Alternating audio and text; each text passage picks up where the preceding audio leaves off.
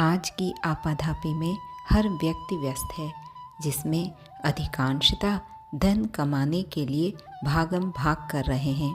उनमें से चाहे किसी का जीवन कितना भी शेष है, पर भागम भाग नहीं रुक रही। कई बार तो जीवन के मात्र अवशेष बचे हैं, तब भी धन कमाने की लोलुपता कम नहीं हो रही। धन कमाना अच्छी बात है, पर धन कमाना ही नहीं, उसे खर्च करना भी सीखना चाहिए। यह भी एक कला है और इस कला को पंडित श्री राम शर्मा आचार्य जी के शब्दों में सुनते हैं कि कमाना ही नहीं, खर्च करना भी सीखें। बुद्धिमत्ता कमाने में नहीं, खर्च करने में है। भाग्य को भी धनी बना सकते हैं।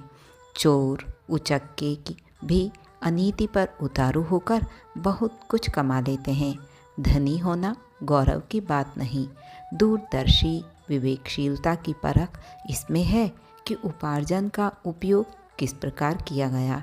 यदि उसे संग्रह भर किया जाता रहा और उससे लाभ लेने का अवसर मात्र थोड़े से वंशजों को ही दिया गया, तो इसे ज़रूरतमंदों अथवा सत्कार्यों को उस लाभ से वंचित रखना ही कहा जाएगा।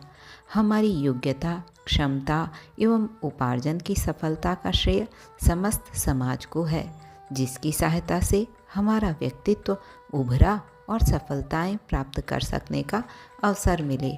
दूसरे प्राणी तो एकाकी जीवन भी जी सकते हैं, पर मनुष्य के लिए तो उतना भी संभव नहीं। जन्म से लेकर मरण तक हर कार्य और हर क्षेत्र में उसे दूसरों की सहायता पर निर्भर रहना पड़ता है।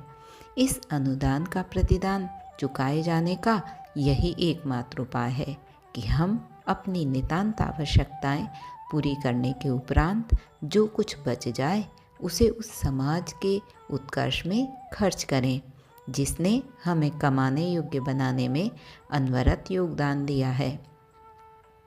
सराहनीय उसी का दृष्टिकोण है जिसने उपार्जित संपदा का सदुपयोग किस प्रकार होना चाहिए, इस प्रश्न पर गंभीरतापूर्वक विचार किया और अपनी उपलब्धियों से संसार में श्रेष्ठ परंपराएं स्थापित करने का प्रयोजन पूरा किया।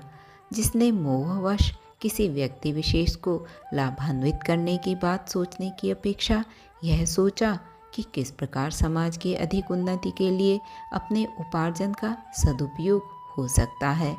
हमें न तो खजूर का पेड़ बनना चाहिए, न सर्प, न शरीर पोषण तक सीमित रहना चाहिए और न संतान को अमीर बनाने के ताने बाने बुनने चाहिए। उचित कर्तव्यों का पालन करने के उपरांत जो कुछ भी श्रम, समय, ज्ञान, प्रभाव, धन, वैभव आदि बचता है, उसे लोक मंगल के लिए वापस करना ही दूरदर्शितापूर्ण कार्य है। अखंड ज्योति, मार्च 1975, पृष्ठ 44।